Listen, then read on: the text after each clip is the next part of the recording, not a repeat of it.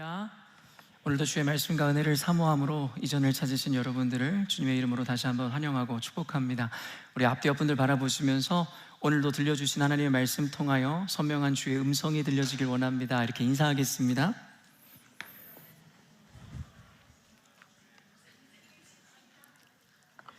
시드니에서 이처럼 고퀄리티 영상으로 광고를 만드는 교회가 몇이나 되겠습니까? 여러분, 우리가 교회 사역자들이 그처럼 이번 수련회를 기대하고 그 가운데 있을 그 은혜 가운데로 여러분을 초청하기 위해서 이렇게 열심으로 발로 뛰면서 영상도 제작하고 이렇게 만들어서 여러분의 마음 가운데 이 동기를 주고자 이런 귀한 영상을 준비했는데요. 여러분, 저희 열린문교회 수련회는 2년에 한 번 있습니다. 사실은 날이면 날마다 오는 수련회도 아니고, 그렇기 때문에 하나님께서는 더욱 특별한 은혜들을 예비하셨을 것임이 너무나도 분명하거든요. 그렇기 때문에 아무리 잔치상이 마련되어 있을지라도 그곳에 참여하는 자가 많지 않다면 그 혜택과 은혜를 누릴 수 있는 이들은 여러분 너무나 소수일 수밖에 없을 것입니다. 그렇기 때문에 여러분, 이번 수련회에 꼭 참여해 주셨으면 좋겠고요. 무엇보다도 그저 시간이 많고 재정이 남아서 참여하는 수련회가 아니라 우리가 열망함과 소망함과 갈망함을 인하여 우리가 가진 것, 그리고 우리가 우선순위 삼아야 되는 모든 것들을 포기한 채로 이곳에 여러분이 전심전력을 다하여 여러분의 마음을 드릴 때에 하나님께서는 분명히 그 희생과 여러분이 치른 대가에 대한 그 보상을 허락하시는 수련회일 것이다라고 확신합니다. 여러분, 세상에 제가 늘 이야기하지만 등가 교환의 법칙이라는 것이 있잖아요. 무언가를 얻기 위해서는 우리가 무언가를 지불해야 된다라는 개념입니다. 세상의 개념에도 그러할진데 하나님의 나라에는 여러분 더 큰 우리가 이와 같은 개념의 크기를 발견할 수 있는데요. 사랑하는 성도 여러분, 여러분이 드린 시간 그리고 드린 재정만큼이나 비교할 수 없는, 같은 값이 아닌 비교할 수 없는 은혜를 하나님께서 주심이라 확신합니다. 저는요, 제 삶을 통해서도 제가 분명하게 여러분에게 증명할 수 있고 증거할 수 있는 것이 무엇이냐면, 하나님의 고귀한 가치를 위해서 제 어떤 것을 포기했을 때마다 주셨던 하나님의 은혜를 저는 때마다 너무나도 깊이 발견했었습니다. 제가 어렸을 때 저희 집이 많이 가난했었기 때문에 저는 어떤 학원 교육이나 이 과외를 받을 수가 없었거든요. 그래서 저희 교회에 어떤 이 공부 잘했던 누나가 한 명 있었는데, 그때 당시 연세대학교에 재학 중이었던 공부를 너무 잘하는 누나였어요. 그래서 그 누나가 제 사정을 알고 저에게 과외를 해주겠다고, 그냥 해줄 거니까 와서 너는 열심히 배워서 좋은 대학 가라고 저한테 그랬더랬습니다. 그 누나의 집은 또 꽤 잘 사는 집이었거든요. 그러다 보니까 제가 공부를 배우러 너무나 감사한 마음에 그 집에 방문하면 그 누나가 얼마나 전심으로 열심히 과외를 해줬는지 모릅니다. 그리고 교회 권사님이었던가 집사님이었던 어머니는 날마다 여러분 너무나도 비싸고 맛있는 과일을 잘라서 저를 대접해 주셨고, 조금도 부족함 없이 그리고 서운함 없이 저에게 얼마나 환대해 주시고 저에게 전심을 다해서 저를 대해 주셨는지 모르겠어요. 그런데요, 공짜로 과외를 받을 수 있다는 것이 너무나 좋을 줄만 알았는데 제 성향 때문인지는 모르겠지만 굉장한 부담으로 저에게 다가오기 시작하는 거예요. 제가 차라리 돈을 내고서는 정당하게 받는 과외였다면 모르겠는데, 제가 어떤 바쁜 일이 있거나 약속이 있어서 그것을 캔슬하려고 할 때마다도 뭔가 굉장한 부담감과 미안함이 느껴지고, 그래서 조금씩 그 불편한 마음으로 인해서 얼마 가지 못해서 어떻게 보면 너무나 좋은 기회였는데 제가 더 이상 과외를 하지 않게 되었더랬습니다. 여러분, 거기서 저는 깨닫는 게 있어요. 너무나 좋은 가치라는 것을 그저 공짜로 아무런 힘 들이지 않고 받아 누린다는 것은 그렇게 좋은 것이 아니다라는 걸, 무엇보다 가르치거나 전해주는 자의 어떠함 때문에가 아니라 그것을 받아들여야 하는 저 스스로, 우리 스스로 때문이다라는 거예요. 그렇기 때문에 우리는 정당하게 땀을 흘리고 그리고 대가를 지불하여 얻을 때에 그 얻어진 것에 대한 가치를 우리는 발견하게 된다는 거예요. 그렇기 때문에 시간이 많고 그리고 이 재정이 넘쳐서 수련회에 당연하게 참여하는 분들도 너무나도 복되고 귀하겠으나, 저는 그보다도 재정적인 부담이 있지만, 시간적인 제약과 어려움이 있지만, 이를 위해서, 더 큰 가치를 위해서 그렇지 않은 것들을 포기하고 그 대가 지불을 통해서 수련회에 왔을 때에 하나님께서 주시는 그 은혜는 너무나도 특별할 것이다라는 저는 확신이 있습니다. 하나님의 은혜는 동일한데 도리어 그 은혜의 가치라는 것은 그곳에 어떠한 마음가짐과 어떠한 대가 지불을 통해서 찾아오느냐에 따라 그 크기가 각자에게 너무나 달라질 것이다라는 것. 제가 일부 예배 때도 예를 들었지만 우리 자매들이 그렇게 갖고 싶어하는 그 명품백의 가치라는 것이 그렇습니다. 이런 어떤 이들은 퀄리티가 좋고 디자인이 아름다워서 명품백을 좋아하는 분들도 물론 있겠지만, 여러분, 어떤 누군가가 열심히 그 명품백을 위해서 돈을 벌고 월급을 아껴서 마침내 사게 되는 그 명품백일 때에 그 가치가 그에게는 더욱더 특별한 것입니다. 어떤 부자와 어떤 가난한 사람이 있는데요, 어떤 부자가 아들에게 당연하게 포르쉐를 사줬어요. 돈이 너무나 많기 때문에 그 가정에는 그 포르쉐가 그렇게 큰 값이 아니었기 때문에 너무나 당연하게 그 아이에게 포르쉐를 사주는 집과, 어떤 아이는 부모가 돈이 없어서 스스로가 열심히 일해야 겨우 마련할 수 있는 어떤 작은 소형차, 여러분, 그것을 마침내 얻었을 때 누구에게 그 가치가 더욱더 특별하고 소중하게 다가올까요? 너무나도 당연하게 노력 없이 부모로 인해서 얻은 그 포르쉐에 대한 감사는 아마 그렇게 크지 않을 거예요. 그러나 어렵게 돈을 모으고 힘을 내어 마련한 그 소형차는, 여러분, 그 포르쉐에 비하면 어쩌면 너무나도 싸고 가치 없는 것이라 평가받을지 모르겠지만 그 사람에게 있어서는 훨씬 더 비교할 수 없는 가치와 소중함으로 다가올 것이 분명합니다. 그렇기 때문에 사랑하는 열린문교회 성도 여러분, 하나님의 은혜라는 것, 하나님의 임재라는 것도 모두에게 동일하게 주어질 것인데, 하나님의 은혜는 틀림이 없고 다름이 없는데, 교회 그곳에 어떠한 마음가짐과 어떠한 태도와 어떠한 권리 포기와 희생을 통해 그것을 누리느냐에 따라 여러분에게는 전혀 다른 가치로 각자에게 다가오기 시작할 것입니다. 그렇기 때문에 여러분에게 도전합니다. 너무나도 당연하게, 너무나도 쉽게 참여하는 수련회가 아니라 여러분이 해야 하는 일, 그리고 여러분의 가치로운 일들이 분명히 있겠지만 그것을 포기하고 대가 지불할 때에 하나님께서는 그것과는 비교할 수 없는 가치로 여러분에게 큰 은혜 그리고 응답 허락하실 줄로 믿습니다. 여러분 모두가 함께 참여하셨으면 좋겠고, 지금도 늦지 않았어요. 제가 개개인에게 가가지고 이와 같이 여러분들에게 권하고 권면하지 않지만 이유 같지 않은 이유로 수련회에 참여하지 않는 분들이 분명히 계신 것 같아요. 너무나 안타깝습니다. 그동안에 우리가 훈련받고 고백했던 믿음은 온데간데 찾아볼 수 없는 그들의 결정이 너무나 아쉽습니다. 누군가를 정죄하고자 하는 게 아니에요. 그만큼 좋은 것이 있음에도 불구하고 그것을 알아보지 못함으로 너무 쉽게 포기해버리는 이 세대에 대한 안타까움을 이야기하는 거죠. 아직 기회는 있습니다. 우리 앞뒤 옆분들 바라보시면서요, 이번 수련회에 놓치지 마시고 꼭 함께 하십시다, 이렇게 인사하도록 하겠습니다.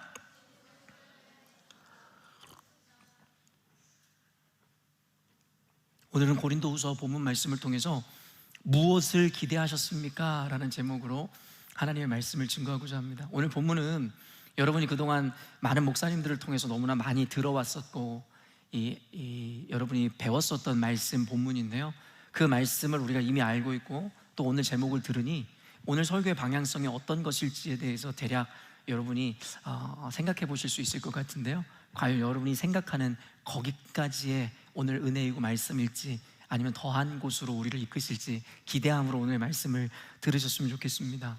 여러분, 인간은 너무나도 쉽게 편견을 갖는 존재입니다. 오늘 아침에 우리 하빈이랑 이렇게 오면서 하빈이한테 이 단어에 대해서 물어봤더니 당연히 모르더라고요.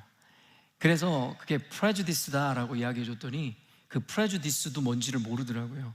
그래서 혹시 stereotype이 뭔지 아냐라고 했더니 그것도 뭔지를 모르더라고요. 그런 얘기는 지금 여러분들 안에서 지금 이 편견, 오늘은 이거에 대한 이야기들을 함께 시작으로 나눌 건데, 여러분들이 도무지 이 단어가 뭔지를 모르면 도대체 오늘의 전개가 어떻게 되는지를 모를 것이기 때문에 이 편견, prejudice라는 이 단어의 의미는 너무나 쉽게 이야기하면 한쪽으로, 한 곳으로 치우쳐진 생각이라고 여러분이 생각하시면 될 것 같아요.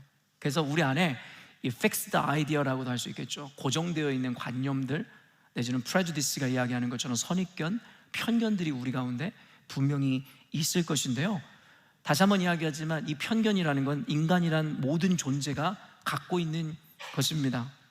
그리고 이 편견이라는 것은 어떻게 우리들에게 생겨나게 되냐면, 우리가 아주 자주 접하거나 그리고 우리가 관심 있게 바라보는 어떤 것에 의해서 우리는 그것을 인식화하고 개념화하여 그리고 그것을 일반화시키기 시작합니다. 그리고 그것은 우리 삶의 기준이 되어 우리에게 편견이 되어버리게 된다는 거죠. 근데 이 편견이라는 단어는 말 그대로 부정적인 의미를 담고 있어요. 왜냐하면 이 편견으로 말미암아 우리 가운데 주어지는 너무나 많은 해악이 있기 때문입니다. 특별히 여러분, 인간관계에 있어서 이 편견이 강하게 작동되죠.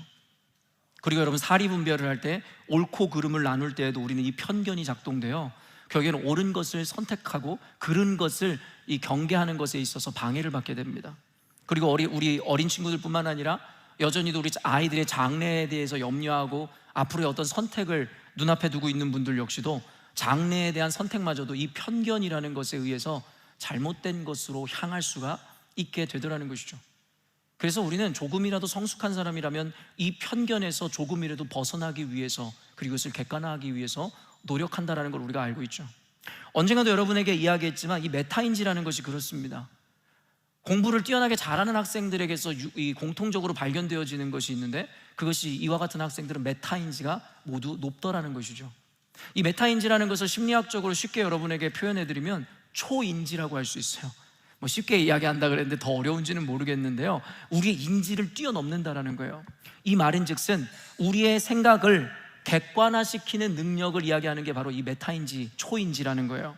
그러니까 자기가 이와 같은 편견에 빠질 수밖에 없는 제한적인 존재라는 것을 미리 인식함으로 말미암아 내가 당연하게 여기고 상식적으로 여기는 그 사고에 대해서 한 발 물러나서 객관화시킬 수 있는 것이 바로 메타인지라는 거예요. 여러분, 세상의 리더들은요, 성공하는 자들, 공부를 잘하는 사람들은 모두 이 메타인지가 높아서 자기의 편견에 갇히지 않고 최대한 객관화시킬 수 있는 능력을 갖게 됩니다.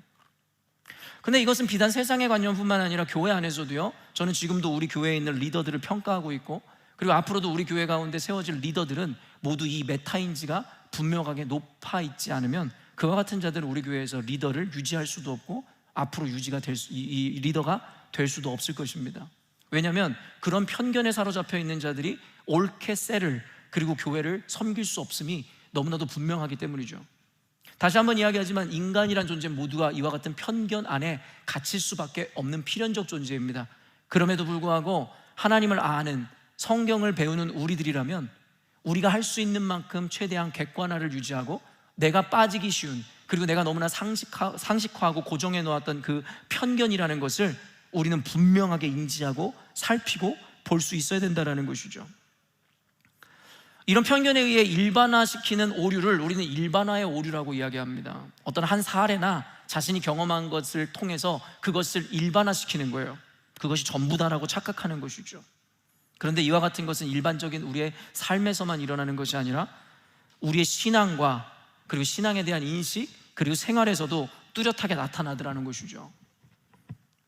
요즘에 아침을 깨우는 말씀에서 우리는 신명기서를 보고 있는데요, 얼마 전에 여러분과 함께 나누었던 신명기서를 제가 읽으면서 여러분 뭔가 어색하고 이상함을 느꼈어요. 그 이야기가 무엇이었냐면, 여러분 범인을 알 수 없는 살인사건에 대한 처리 방법과 그 과정을 이야기하고 규정하고 있는 신명기서 본문 말씀이 저에겐 너무나 어색하고 이상하게 다가오는 거예요. 왜냐하면 범인을 알 수 없는 살인사건이라는 그 말 자체가 이해가 안 되는 거죠. 세상에서는 범인을 알 수 없는 살인사건 같은 일이 종종 일어나죠. 그런데요, 성경 안에서도 이와 같은 일이 일어날 수 있는 것인가에 대해서 의구심이 품어지는 거죠. 이유는 단순합니다. 내가 지금까지 보아왔던 성경의 이야기들이라든가 성경에 나타나는 어떤 모습들을 보면 하나님께서는 이미 모든 것을 알고 계시더라는 거예요. 그리고 누가 범죄하였는지, 누가 악을 행하였는지에 대해서 주님께서는 모두 아셨고 그것을 철저하고 적나라하게 드러냄으로 말미암아 그것에 대해서 분명하게 심판하시더라는 거예요. 그러니까 이와 같은 이야기들, 이와 같은 하나님에 대한 인식들을 가지고 신명기서 본문을 보니 저는 어떻게 하나님의 백성 안에 범인이 누군지도 모르는 살인사건이 일어날 수 있는가에 대해서 너무나도 의아한 생각이 들더라는 것이죠. 바로 이것이 편견에 의한 것입니다. 우리 여러분에게 언젠가도 소개했었지만 패션 오브 크라이스트라는 영화를 처음 봤을 때 그 충격을 아직도 잊을 수가 없어요. 가장 충격적인 장면이 무엇이었냐면, 예수님께서 본디오 빌라도에게 신문 받기 위해서 본디오 빌라도에게 가는 그 장면을 너무나도 적나라하게 실사화해서 표현해 놓았는데, 뭐냐면 예수님께서 온몸이 찢기고 피가 흐르는 상태에서 여러분 정상적으로 걸어가지도 못하고 절뚝거리면서 한쪽 눈은 하도 맞아서 반쯤 감긴 상태로 절뚝거리면서 본디오 빌라도 앞으로 나아가는 그 장면이 저에게는 너무나 충격적인 거예요. 이건 왜 그렇게 충격적으로 다가왔을까요? 내가 이미지화하고 있었던 예수님과 너무나 다른 모습 때문에 너무나 충격적이었어요. 제가 아는 예수님은 항상 온화하고 완전하고 깨끗하고 순결하며 흠이 없이 완전하신 분. 그래서 그 전까지 제 이미지에는 본디오 빌라도에게 잡혀가는 그 순간까지도 예수님께서는 아주 근엄하게 깨끗한 옷을 차려입고 본디오 빌라도 앞으로 당당하게 걸어가시는 모습만 제 안에 이미지화되어 있었거든요. 심지어는 그의 그 거룩함 때문에 오히려 걸어가는 것이 아니라 공중에 떠서 가는 것은 아닐까라는 이미지가 될 정도로 예수님에 대해서 저는 그런 환상을 갖고 있었더랬습니다. 그런데 나중에 알게 되었어요. 이것이 내 안에 있는 편견이라는 것을 말입니다. 그렇게 오랫동안 신앙생활을 하고 성경을 읽어오면서도 도리어 그 성경을 접하고 보았었던, 그리고 내가 즐겨 읽었었던 그 성경의 내용들이 나에게 또 다른 편견을 만들어냈다는 것을 말입니다. 근데 지금까지는 몰랐어요. 그것을 편견이라고 생각하지도 못했어요. 그것이 한쪽으로 치우쳐진 관념이라는 것을 인식하지도 못했어요. 왜냐하면 그것은 성경의 이야기였기 때문입니다. 여러분, 바로 이와 같은 것들이 모두 우리의 편견이라는 거예요. 우리는 성경에 등장하는 인물들을 따라 성경을 읽으면서 우리는 그를 통해서 이루어놨던 수많은 기적들과 이적들, 그리고 하나님의 신비와 응답들을 보았죠. 하도 그와 같은 내용들의 전개다 보니 우리는 그와 같은 것을 일반화시키기 시작했고, 그것이 우리에겐 하나의 편견이 되어버린 거예요. 하나님의 기적과 응답에 대해 우리의 반응도 마찬가지라는 거예요. 여러분, 우리는 우리가 바라고 소망하고 그리고 그렇게 원하는 것을 우리는 향하게 되어 있습니다.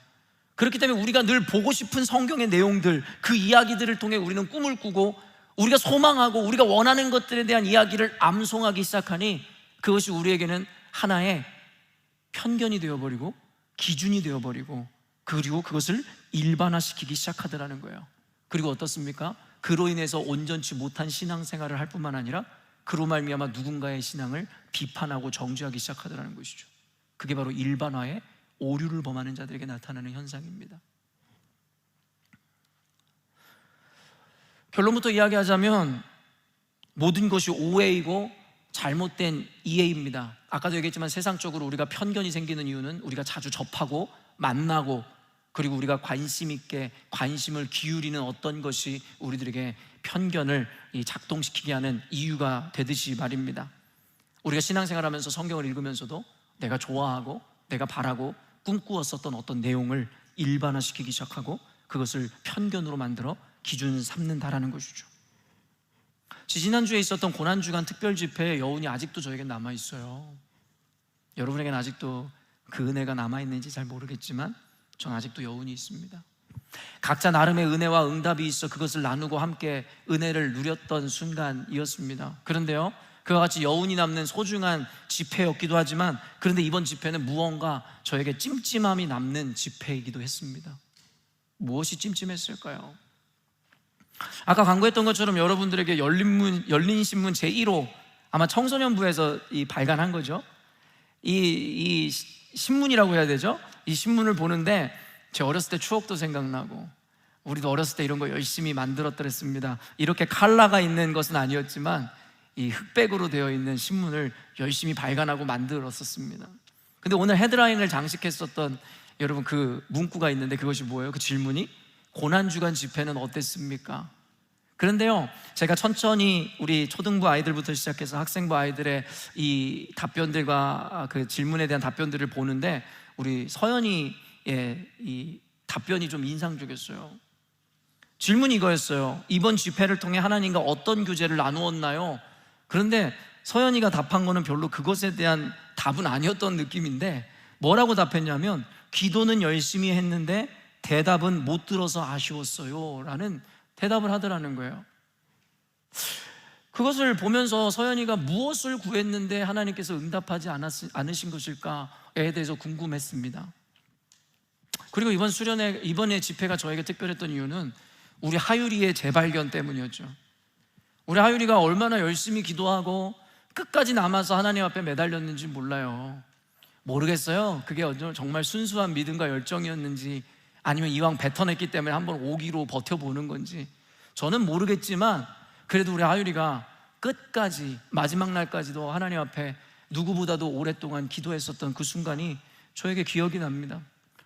목회자의 차원을 떠나 아버지로서 마음이 좀 짠하기도 했던 것도 사실이었습니다. 근데 마지막 날에 하율이가 거즘 10시가 넘을 때까지, 보통 어른들이 마무리했던 시간보다 1시간 정도는 더 기도하고 맨 마지막에 나오는데, 하율이한테 제가 가서 그렇게 질문했어요. 하율아, 뭘 그렇게 열심히 기도했어? 그때 하율이가 저한테 그런 얘기를 하더라고요. 방언 달라고 너무나 간절히 기도했는데 결국엔 받지 못했어. 조금은 실망한 듯한 우리 하율이한테, 괜찮아, 하나님께서 그 기도 다 들으셨을 것이고 분명히 다음에 언젠가 때가 되면 주어질 거야, 그런 이야기를 하면서도 마음 한켠에는 그냥 좀 뭔가 서운한 거예요. 누구한테요? 하나님한테요. 하나님, 우리 아이들의 기도가 그렇게 어떠한 전심이었고 진심이었고 순전했는지는 모르겠지만 아마 아이들로서는 최선을 다했을 것인데, 그거 뭐 돈 드는 것도 아니고 그냥 좀 응답해 주시면 되지 않아요? 그거 뭐 하율이가 다른 거 달란 것도 아니고 무슨 뭐 닌텐도 게임기를 달란 것도 아니고 그냥 방언 좀 하게 해달라고 했는데 그거 하나님 돈 드는 거 아니잖아요. 그냥 좀 주시면 됐잖아요. 그러니까 뭔가 마음에 하나님 앞에 좀 서운함이 남는 거예요. 근데요, 그러면서도 그 서운한 마음은 금방 사라져버리고 제 마음에 남은 마음의 열매가 무엇이었냐면 감사였어요. 하나님 참 감사합니다. 여러분, 뭐가 그렇게 감사했을까요? 우리 서연이가 뭘 기도했는지는 모르겠는데 응답받지 못했다는데, 우리 하율이는 그렇게 간절하게 끝까지 그 방언을 좀 달라고 기도했는데 그거를 주지 않은 이 상황에 대해서 무엇이 감사할 것이 있겠냐라는 거예요. 여러분, 제가 감사했었던 이유는 단순했습니다. 뭐냐면 하나님께서는 이미 우리 열린문교회 아이들에게조차도 기도와 응답에 대한 훨씬 본질적인 의미와 깊이를 가르치고 계시기 때문이다라는 것을 제가 깨달았기 때문입니다. 우리 열린문교회는 특별한 교회입니다. 우리 교회 성도들이라면 모두 알고 있죠. 우리는 당연한 신앙의 관념과 편견에 사로잡힌 그와 같은 방향을 걸어가는 자들이 아니라 오직 말씀 안에서 주시는 그 특별한 은혜를 따라 성장하고 세워져가는 교회죠. 사람의 만족을 위한 것이 아니라 오직 주님의 뜻을 이루기 위하여 주님의 뜻을 간절히 구하는 교회입니다. 우리 어른들도 그 과정 가운데 스트러글링도 하고 여러 가지 갈등과 고민이 있지만 결국에는 그와 같은 성숙의 믿음으로 나아가는 우리 성도들이 참 많습니다. 그런데요, 하나님께서는 그 어른도 받아내기 힘든 이와 같은 신앙의 정수라고 할까요? 그 깊이를 우리 어린 시절부터 우리 아이들에게 미리 가르치기를 원하신다라는 생각이 너무나 들었습니다. 여러분, 저는 거기서 너무나 깊은 하나님의 사랑을 발견하게 되는 거예요. 여러분, 우리 어린아이가 사탕을 달라고 울 때에 그 아이에게 사탕을 주는 부모의 사랑이든, 아니면 아이가 사탕을 먹기 위해서 너무나 간절하게 소망하고 우는 아이에게, 매몰차게 그 아이에게 그 사탕을 주지 않는 부모의 사랑이든 모두 사랑입니다. 근데 뭐가 더 성숙한 아이에게 요구되어지는 사랑의 방법이고 표현이냐라고 묻는다면 저는 이렇게 얘기할 것 같아요.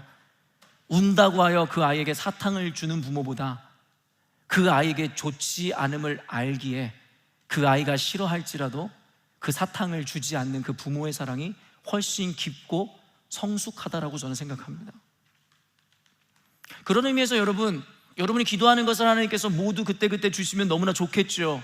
맞습니다. 그런 은혜를 경험하는 순간도 있었습니다. 그 또한도 하나님의 사랑이고 은혜는 맞습니다. 그럼에도 불구하고 어떤 것이 더 성숙하고 어떤 것이 성장한 교회에게 요구하신 하나님의 마음이냐라고 저에게 묻는다면 여러분, 저는 고민하지 않고 당당하게 이야기할 수 있습니다.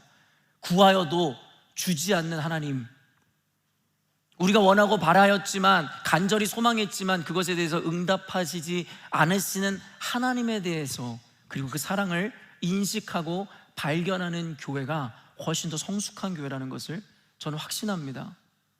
성경에 나오는 수많은 기적의 사건들을 믿음의 궁극이라고 이야기하는 학자들은 아무도 없어요. 기적이라는 것, 신비라는 것을 믿음의 결론이라고 이야기하는 사람은 더더욱 없습니다. 왠지 아세요? 애초에 하나님께서는 기적을 보여주고 싶으신 것이 아니었거든요. 기적을 통해서 하나님을 팔고 싶지 않았거든요. 기적이라는 것은 불가피하게 믿음이 없는 어린아이와 같은 자들에게 하나님을 인식시키고 인지시키기 위한 하나님의 하나의 방법과 수단이었을 뿐이거든요. 궁극적으로 하나님께서 성숙한 교회와 신앙인에게 요구했던 것은 하나님에 대한 신뢰와 믿음이었거든요. 그래서 하나님께서는 우리 아이들에게 벌써부터 이와 같은 깊은 은혜와 의미를 벌써 새기고 있으심에 대해서 너무나도 감사했습니다. 우리는 흔히 기도는 우리의 소원을 아뢰고, 그리고 응답이라는 것은 그 소원을 아뢰는 것에 대한 좋은 결과를 받는 것을 응답이라고 생각하는 경향이 있습니다. 여러분 어떠세요? 기도할 때는 하나님 앞에 우리가 원하고 바라는 것을 아뢰고, 그리고 우리가 응답받았어 라고 하는 것은 우리가 기도한 그것에 대해서 우리가 원하던 선한 결과를 얻어 누리는 것, 그것을 여러분은 응답이라고 생각하실 것입니다. 근데 그것이 꼭 틀리다고만은 할 수 없어요. 그럼에도 불구하고 그것이 온전하고 완전하냐고 묻는다면 그렇지 않다라고 이야기해드리고 싶습니다. 우리가 이와 같은 어떻게 보면 편견에 사로잡히게 되는 이유가 무엇이냐면 바로 성경에서 그렇게 가르치고 있기 때문입니다. 이게 무슨 말이에요? 우리가 구한 것은 무엇이든지 주신다라고 우리는 배워왔기 때문이에요. 하나님께서 구하는 모든 것에 응답하신다고 우리는 그렇게 배워왔잖아요. 요한복음 16장 23절 말씀입니다. 그날에는 너희가 아무것도 내게 묻지 아니하리라. 내가 진실로 진실로 너희에게 이르노니 너희가 무엇이든지 아버지께 구하는 것을 내 이름으로 주시리라. 여러분 성경에서 분명히 이렇게 이야기했잖아요. 누구든지 아버지께 내 이름으로 구하는 것을 모두 주겠다라는 거예요. 내 이름으로 주시겠다라는 그 예수님의 말씀은 우리가 이렇게 해석할 수 있죠. 예수님의 이름으로 아버지께 구하는 모든 것을 하나님께서 주신다라고 분명히 우리들에게 이야기하고 있잖아요. 우리가 구하는 것. 그리고 여러분 마태복음 7장 7절 말씀, 여러분 집마다 대문짝만하게 걸어놓은 그 말씀이 뭐예요? 구하라, 그럼 너희들에게 주실 거라는 거예요. 찾으라, 그럼 찾을 것이고, 문을 두드리라, 그럼 너희들에게 열릴 것이다라는 말씀을 우리가 다른 것이 아니라 말씀을 통해 배웠잖아요. 그냥 구하면 주신다는 거예요. 찾으면 찾게 된다는 것이고, 두드리면 열린다라는 것이죠. 그리고 또 여러분 다른 말씀 뭐가 있어요? 악한 부모라도 자식에게 좋은 것을 줄 줄 알거든 하물며 하늘에 계신 천부께서 구하는 자에게 좋은 것을 주시지 않겠느냐. 여러분 우리는 이와 같은 말씀을 지금까지 보아왔고 들어왔어요. 그러다 보니까 우리 안에 당연하게 하나님께 기도하면, 구하면 주신다라는 것이 우리들에게 인식되는 것이죠. 맞습니다. 성경에서 이야기하는 바니까요. 누구든지 예수의 이름으로 구하는 것을 응답해 주신다. 그런데요, 여기에 한 가지 조건이 더 붙습니다. 야고보서 1장 6절에서 7절 말씀이에요. 한번 읽겠습니다. 오직 믿음으로 구하고 조금도 의심하지 말라. 의심하는 자는 마치 바람에 밀려 요동하는 바다 물결 같으니 이런 사람은 무엇이든지 주께 얻기를 생각하지 말라. 역시 믿음이구나. 우리들에게 결여되어 있었던 건 믿음이구나를 깨닫는 순간이죠. 성경에서는 여러분 믿음의 선진들의 모습들과 발걸음을 그대로 기록해 놓았잖아요. 어때요? 믿음으로 무리를 걸었었던 베드로의 모습이든, 아니면 홍해를 갈랐었던 그 멋진 모세의 기억도 우리 안에 있을 것이고, 또 여리고성을 믿음으로 함락시켰었던, 무너졌었던 그 사건들 뿐만 아니라 죽은 자도 일으켜 세우시고 수많은 대적들이 여러분 한 번에 이 몰살당했었던 그 순간들, 그 기적의 사건들을 우리는 기억하죠. 역시 믿음이구나. 역시 믿음으로 우리가 구하면 하나님께서 주신다는 뜻이었구나. 여기서 우리는 발견해야 됩니다. 아까까지는 예수의 이름으로 무엇이든지 구하면 응답받는다고 말씀하셨고, 한 단계 더 나아간 이 신앙인들은 그런데 예수님의 이름으로 구하는 차원을 넘어 믿음으로 구해야 되는구나, 믿음으로 신뢰로 구해야 되는구나. 여러분 제가 지금 여러분의 기도와 응답에 대한 인식, 그리고 여러분의 수준에 대해서 지금 점검해 가는 과정이거든요. 여러분 어디까지 인식하고 계세요? 누구든지 예수의 이름으로 무엇이든 구하면 주신다까지가 여러분의 기도에 대한, 응답에 대한 이해입니까? 아니면 누군가는 한 발짝 더 나아가서 단순히 그냥 구하는 게 아니라 믿음으로, 신뢰로 구해야지 주님께서 응답하시는구나. 그런데요, 여기서 한 가지 조건이 더 붙습니다. 야고보서 4장 2절 3절 말씀입니다. 너희는 욕심을 내어도 얻지 못하여 살인하며 시기하여도 능히 취하지 못함으로 다투고 싸우는도다.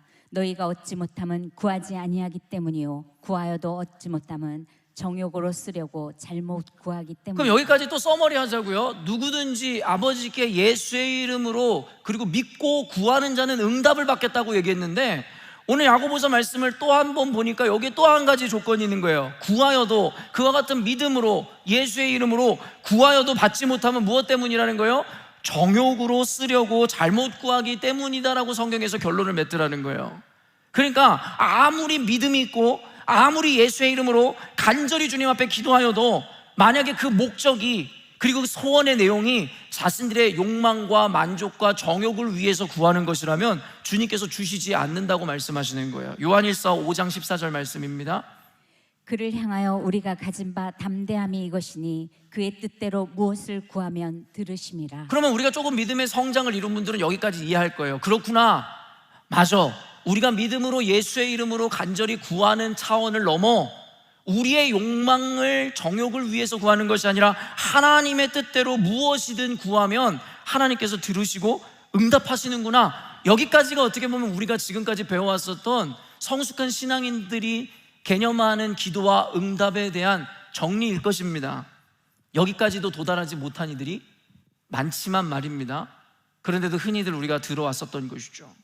그런데 여기서 저는 의문이 생기더라고요. 뭐가 의문이었어요?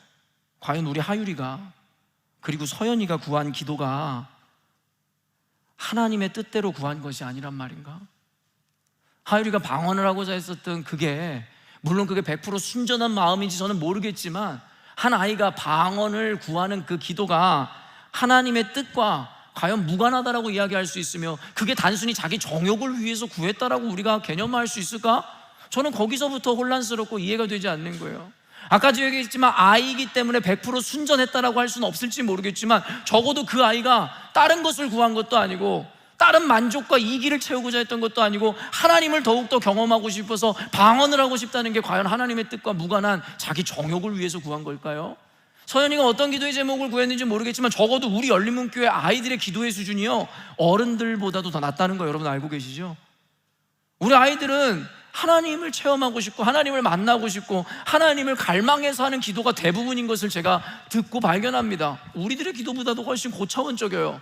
그런데 그 기도에 어디 정욕이 있고 어디 하나님의 뜻과 무관한 것이 있냐라는 거예요.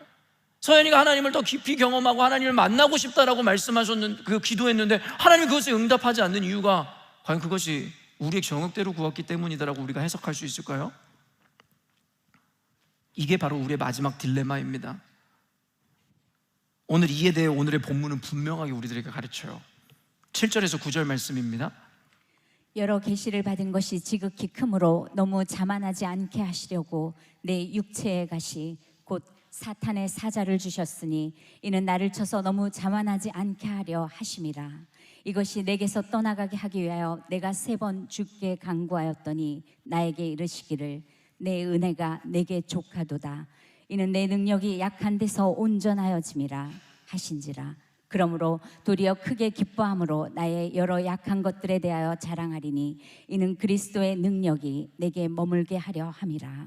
여러분, 오늘 본문에는요, 여러분도 잘 알고 계시는 바와 같이 사도 바울이 하나님 앞에 간절히 기도하는 장면이고, 그것도 얼마나 간절했냐면 3번이나 주님 앞에 기도하는 장면, 그리고 하나님께서는 너무나도 매몰차게 그 기도에 거절과 응답하지 않으심을 보여주는 본문 이야기입니다. 사도 바울이 구한 것이 무엇일까요? 성경에는 사탄의 사자라고 이야기했는데 학자들마다 저마다의 의견을 내놓는데 확실한 것은 그가 가지고 있었던 육체적 질병일 것이다라고 이야기합니다. 무엇이다라고 정확하게 규정할 수는 없지만 어떤 이들은 그것을 안질이라고도 얘기도 합니다. 눈병이라고 얘기를 해요.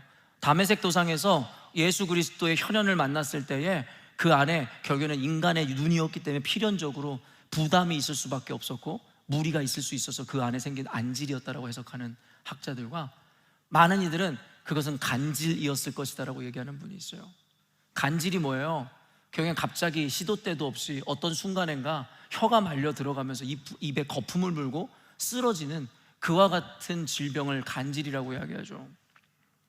무엇인지 정확하게 모르겠지만 사도 바울이 정말 극심한 고통을 느낄 수밖에 없었던 육신의 질병이었을 것이 분명합니다.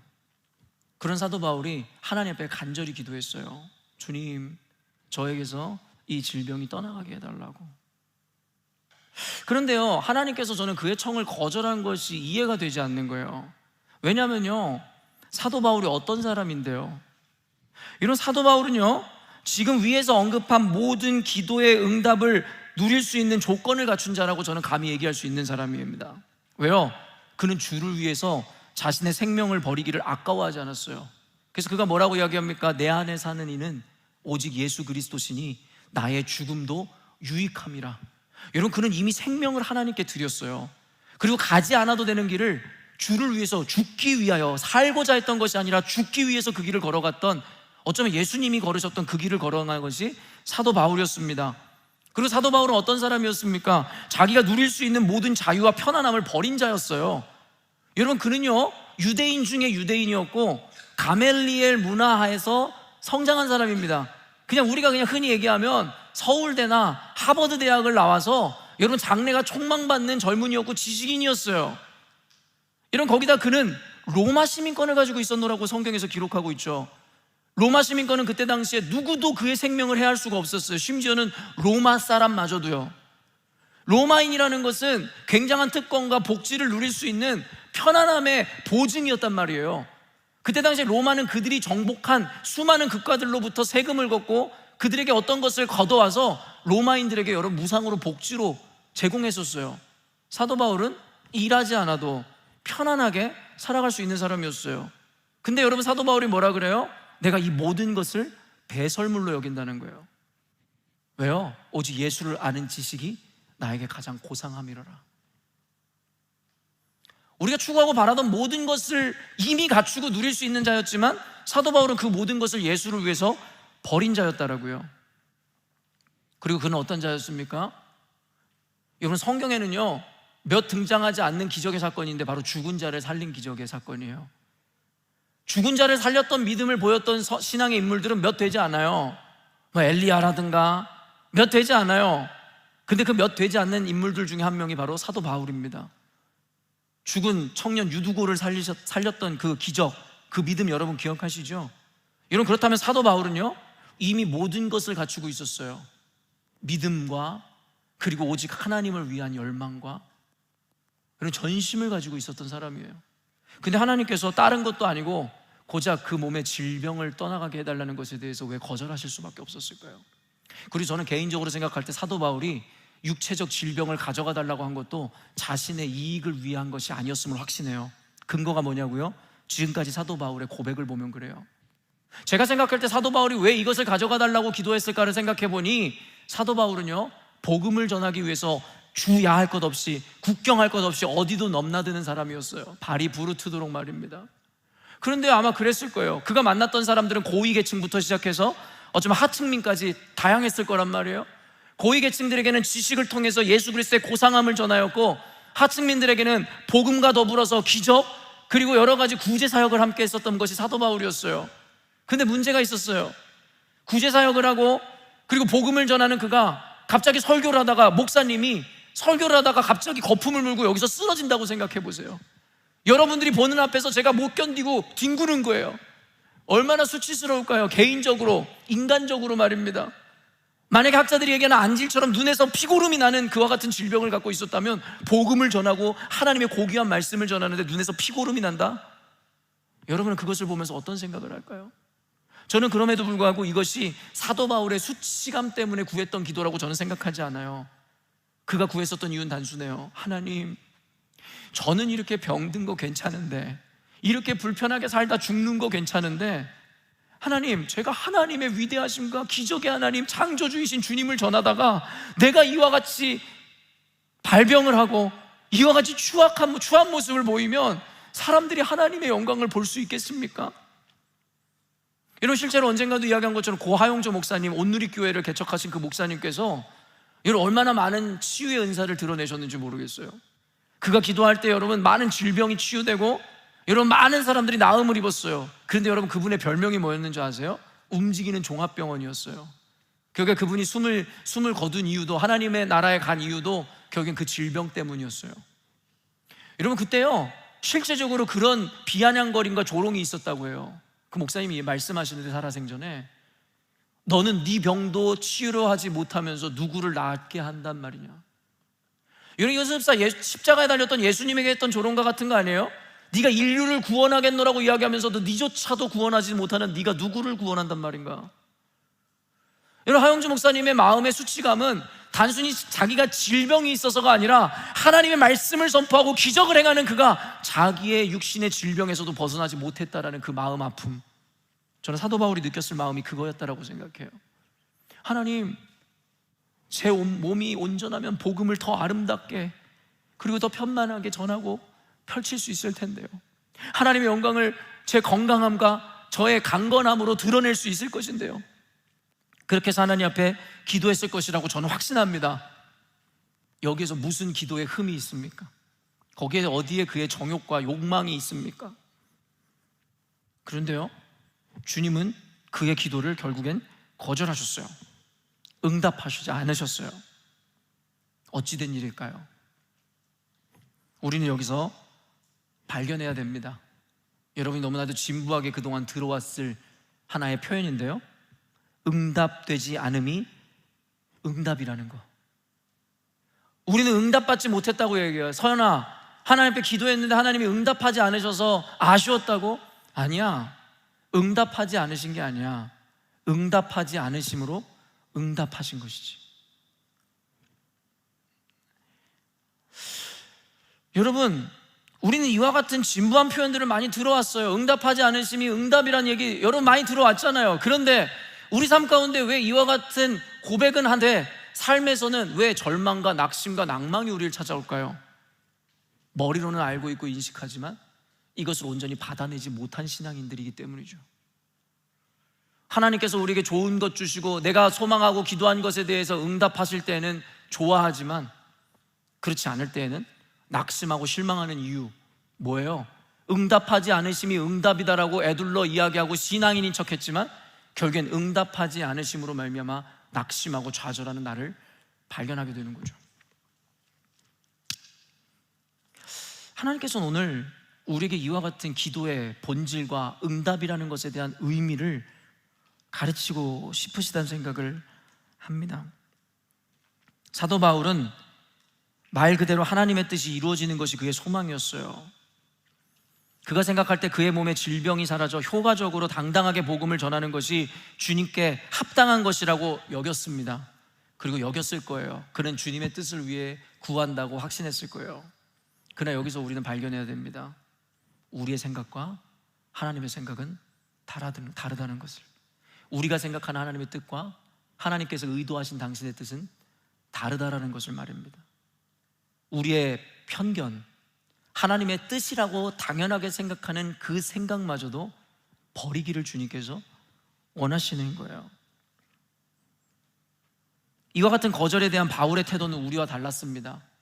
낙심과 낭망이요, 너무나 간절해서 3번이나 간과하였지만 주님께서 내게 준 이미 주어진 은혜가 족하다라는 말씀을 듣고 사도 바울은 2번 다시 이와 같은 기도를 하나님께 올려드리지 않았어요. 왠지 아세요? 그는 거절당함에 그리고 응답 없음에 도리어 감사했기 때문입니다. 그리고 그가 감사했었던 이유, 그가 발견한 의미가 크게 2가지인데 오늘 본문을 보면 첫 번째, 자신을 자만하지 않게 하기 위해서 거절하셨다라는 것을 그는 발견한 거예요. 스스로를 자고하지 않게 하기 위해서. 성경에 뭐라고 기록되어 있냐면 이미 네가 경험한 은혜가 너무나 많다라는 거예요. 내게 주어진 능력이 그리고 은혜가 너무나도 많다라는 거예요. 그런데 네가 구한 이 기도에까지도 내가 응답을 하면 너는 교만해지고 자만해질 수 있을 것이다 라고 주님이 우리들에게 이 표현들을 통해서 말씀하시는 것이죠. 사랑하는 성도 여러분, 지난 교회 역사를 보면요, 문선명이라든가 통일교회 교주라든가 박태선 씨라든가 여러분 모두가 우리와 같은 교인이었습니다. 근데 그들에겐 특별했어요. 뭐가 특별했냐면 신유의 은사가 있었어요. 전국구 스타라고 알려져 있었어요. 그들이 기도하면 치유가 일어나는 거예요. 기적이 일어나는 거예요. 그러다 보니까 사람들이 몰려들기 시작한 거예요. 그러다 보니까 이들의 마음 가운데 어떤 생각이 들어왔는지 아세요? 아, 내가 하나님이 돼야겠구나. 내가 저와 같이 될 수 있구나. 무엇 때문에요? 그들이 가지고 있었던 은사와 능력 때문이었어요. 그들은 자신들이 완전하고 완벽한 존재라고 생각했어요. 그리고 그 능력이 자신들로부터 주어지는 것이라고 착각하기 시작했어요. 여러분, 우리는 하나님의 은혜와 은사의 통로일 뿐이지 우리는 아무것도 아닙니다. 모든 것은 주님을 통해서 주님에 의해서 주어지는 거예요. 그래서 우리의 이름은 없습니다. 우리의 영광 따위는 없는 것이에요. 그런데 자기가 구하는 대로 되어지고 자기에게 능력이 나타나기 시작하니까 착각하기 시작하는 거예요. 자기가 하나님이 된 걸로 생각하는 거예요. 자기가 예수가 됐다라고 생각하는 거죠. 그들의 인생은 파멸된 것입니다. 지금도 잘 나가는 종교의 지도자로 기억에 남는 자들인지는 모르겠지만 그들의 영혼은 이미 지옥에 가 있을 것이 확실합니다. 사랑하는 성도 여러분, 주님은 저와 여러분의 생명을 얻고 싶어 하세요. 우리를 구원하고 싶어 하세요. 단순히 우리가 구하는 것을 주기를 원하시는 것이 아니라, 그로 말미암아 우리의 생명을, 우리의 인생을 놓치고 싶으신 것이 아니라 거절해서라도 우리를 얻고 싶으신 거예요. 두 번째 그가 발견한 게 뭔지 아세요? 그리스도의 능력이 그에게, 사도 바울에게 머물게 하기 위함이다라는 거예요. 다시 한번 이야기하지만 그리스도인들의 능력은 오롯이 자신을 통해서 나타나는 게 아니에요. 하나님의 영이 떠나시면 그 능력은 우리에게 사라지게 되는 거예요. 여러분, 하나님께서 원하시는 것은 능력을 통해서 자신들의 영광을 드러내는 것이 아니라 그 약한 곳에서 하나님의 능력을 드러내므로 당신께서 영광 받기를 원하시는 거예요. 그게 교회가 누릴 수 있는 최고의 은혜이고 축복입니다. 그래서 여러분, 세례 요한이 이야기하는 것처럼 나는 쇠하여야겠고 오직 주님은 흥하여야겠다라는 이야기, 교회는 잊지 말아야 됩니다. 교회는 강해서는 안 됩니다. 교회에는 능력이 있어서는 안 됩니다. 우리는 약하고 보잘것없는 존재여야 됩니다. 그래야 주님께서 일하실 수 있습니다. 그래야 주님만이 영광을 받으실 수 있습니다. 사도 바울이 발견한 것은 내가 연약할 때에 나에게 강함 되시는 주님, 그로 말미암아 주의 능력이 내게 머물게 하려 한다라는 주님의 뜻을 발견함으로 그는 감사했던 거예요. 응답해 주시지 않음이 좋았던 것이 아니라 응답해 주시지 않음의 의미를 발견했기에 그는 비로소 감사할 수 있었다라는 것이죠. 디모데전서 4장 4절 한번 읽어보도록 할게요. 하나님께서 지으신 모든 것이 선함에 감사함으로 받으면 버릴 것이 없나니. 제가 아주 좋아하는 성경 구절입니다. 제 삶의 하나의 원리이기도 합니다. 성경은 우리에게 이와 같은 비결을 가르치는 거예요. 모든 것을 믿음으로 감사로 받으라는 것이죠. 그러면 버릴 게 없다라는 거예요. 여러분, 성경에서는요, 예수 믿는 모든 이들은 자유자라고 이야기하고 있어요. 그리고 항상 기뻐하고 범사에 감사하고 쉬지 말고 기도하라고 가르쳐요. 이게 저와 여러분을 향한 하나님의 뜻이라고 성경은 분명하게 이야기하죠. 근데 항상 감사하십니까? 항상 기뻐하십니까? 쉬지 않고 기도하고 계십니까? 이와 같은 비결을 아는 자들의 기도는 멈추지 않아요. 기도를 쉬지 않아요. 왠지 아세요? 그들의 기도의 응답은 자신들이 원하고 바라는 것에 응답의 유무에 있지 않거든요. 이들은 실망하지 않아요. 그래서 기도를 멈추지 않아요. 그리고 어떤 상황 가운데서도 감사를 잃지 않아요. 늘 행복해요. 그게 성경에서 이야기하는 그리스도인들만이 누릴 수 있는 특권이라고 성경에서 이야기하죠. 그런데 저와 여러분은 늘 감사하시고 늘 행복하시고 항상 멈추지 않는 기도로 주님 앞에 나아가고 계시냐라고 묻는 거예요. 그렇지 않다면 왜 그렇지 않냐라는 거죠. 성경이 거짓말을 하는 건가요? 그럴 리가 없죠. 우리의 믿음이 뭔가 잘못됐다라는 것이죠. 그리고 그것의 주된 이유가 뭐냐면 모든 것을 믿음과 감사로 받아내지 않는다라는 거예요. 의미를 발견하지 않는다라는 거예요. 여러분, 제가 때때마다 여러분들에게 늘 읊어드리는 시 아시죠? 제가 뭐 시인도 아니고 시를 좋아했던 사람도 아니어서 아는 시가 몇 개 안 돼서이기도 하지만 저는 이 시에서 깊은 영감을 얻었어요. 김춘수 씨의 시, 여러분, 꽃이라는 시, 제가 여러분을 위해서 잠깐 읽어드릴게요. 내가 그의 이름을 불러주기 전에는 그는 다만 하나의 몸짓에 지나지 않았다. 내가 그의 이름을 불러주었을 때 그는 나에게로 와서 꽃이 되었다. 여러분, 이게 무엇을 의미하는 줄 아세요? 여러분, 우리는 일상을 살아가면 세상에 우리에게 아무런 가치와 의미 없는 수많은 환경과 상황과 정황과 어떤 것들을 봅니다. 말 그대로 지나가는 것일 뿐이에요. 우리에게 아무런 가치가 없고 의미가 없어요. 여러분, 이 시인이 얘기하는 것이 무엇입니까? 지나가세 그냥 지나다니는 들에 핀 혹은 길에 핀 그저 잡초와 같은 것이라는 거예요. 그냥 한낮의 몸짓에 불과한 거예요. 그런데 어느 날 그가 그 잡초에게 찾아가서 그것에 이름을 지어주고 이름을 불러주자 그 잡초가 아무 의미가 없었던 그 존재가 나에게로 와서 꽃이 되었고 의미가 되었다. 저는 여기서 굉장한 어떤 영감을 얻습니다. 여러분, 세상에 존재하는 모든 것에는 의미가 있습니다. 하나님께서 허투루 우리 삶에 허락하시는 일이 없으며 우리 삶 가운데 일어나는 해프닝 따위는 없습니다. 근데 문제는 무엇이에요? 하나님께서는 의미를 부여하셨으나 우리는 그 가운데 그 의미를 발견하지 못하고 대부분을 무의미로 받아들인다는 거예요. 만나는 사람, 지나가다 우연히 보는 광경, 우리 주변에 진치고 있는 어떤 상황들, 우리는 그 가운데서 하나님의 의미를 전혀 발견하지를 못하는 거예요. 그러니까 우리에게는 아무런 의미가 없고 무가치가 되어버리는 거죠. 우리에게는 재앙은 재앙일 뿐, 우리에게 고통은 고통일 뿐, 그 안에 담겨져 있는 하나님의 의미를 전혀 알 수도 없는 것입니다. 그러니까 우리는 세상과 다를 바가 없는 삶을 사는 거예요. 세상 사람들도 집안에 경사가 나고 좋은 일이 있으면 감사하고 좋아할 줄 압니다. 그런데 어때요? 반대로 재앙과 우환이 있으면 그들도 절망하고 낙심하고 심지어는 자신의 생명을 스스로 끊죠. 근데 오늘날 교회는 다릅니까? 우리의 감사는 다릅니까?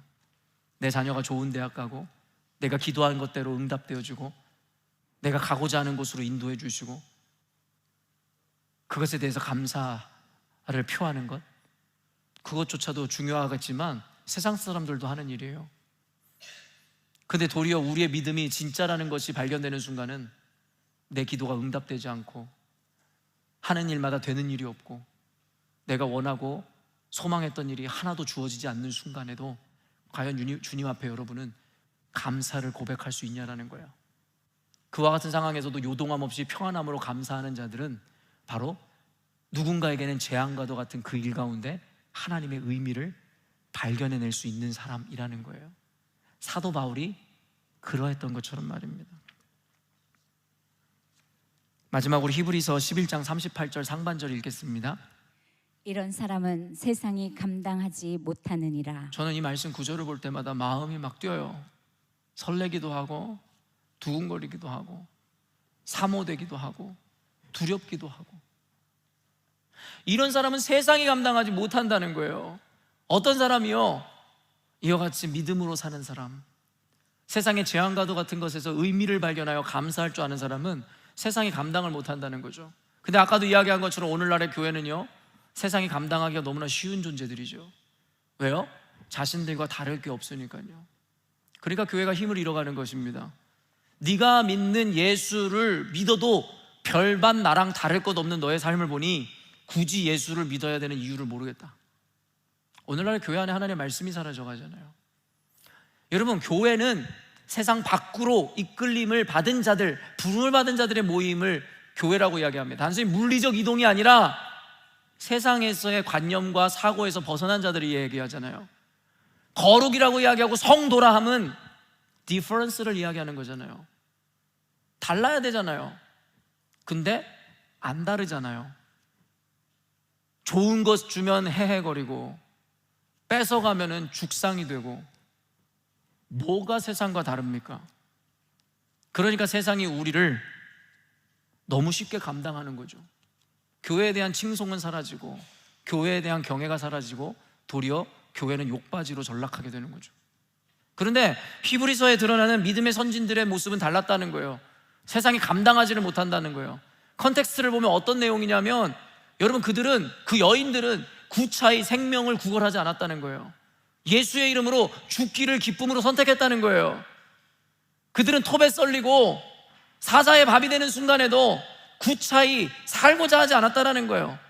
명예롭게 죽고자 했다는 것이고 그 죽음의 의미를 발견한 자들이었다는 거예요. 그러니까 세상이 그들을 처형시키면서도 그들을 두려워하더라는 거예요. 이 사람들은 우리가 감당할 수 있는 존재가 아니구나. 하나님 오늘날에 우리 교회를 그와 같은 교회로의 부르심으로 회개하기를 원하시는 거예요. 세상과 같지 마세요. 세상과 구별되세요.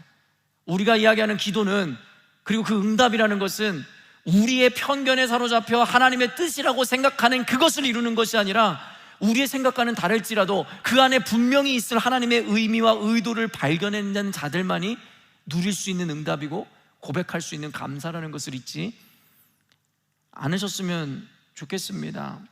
말씀을 맺겠습니다. 오늘 설교의 제목은 무엇을 기대하셨습니까? 였어요. 오늘 설교를 통해 여러분은 무엇을 기대하셨어요? 오늘 설교가 여러분이 원하고 바라는 결과를 내어주지 않았을지도 모르겠죠. 그리고 여러분이 신앙생활하면서 예수를 믿으면서 여러분 무엇을 기대하셨습니까? 지금까지 무엇을 기대하고 신앙생활하는 거예요? 예수님은 이미 2000년 전에 물과 피를 쏟으시면서 모든 것을 주셨고 십자가상에서 가상칠언 중에 한마디 다 이루었다라고 말씀하셨어요. 다 이루셨대요. 이미 achieved 됐다라는 거예요. 여러분, 앞으로 achieving 하겠다는 게 아니라 이미 He has achieved라는 거예요. 현재 완료예요. 모든 것을 다 이뤘다는 거예요. 근데 여러분은 뭘 더 기대하시는데요? 얘도 믿으면서 뭘 더 바라시는데요? 늘 이야기하지만 우리 인생은 그냥 덤으로 사는 인생이에요. 여러분이 바라고 원하는 것이 있든 없든 그 유무가 우리의 삶에 어떤 것에 영향을 끼칠 수가 없어요. 어떤 사람은 돈이 많고 유복한 집에 자라났든 어떤 사람은 가난한 집안에 태어났든 그것이 우리의 영혼에 조금의 영향을 끼칠 수가 없다고요. 우리는 이미 다 이루신 주님의 은혜와 구원을 받아 누리는 사람이기에 덤이라는 것은 있어도 그만, 없어도 그만인 거예요. 그런데 모든 것을 이룸을 받은 여러분들이 없어도 그만, 있어도 그만인 것을 가지고 여러분들이 오락가락하고 여러분의 삶이 좌지우지된다는 거, 여러분 자존심 상하는 문제 아닙니까?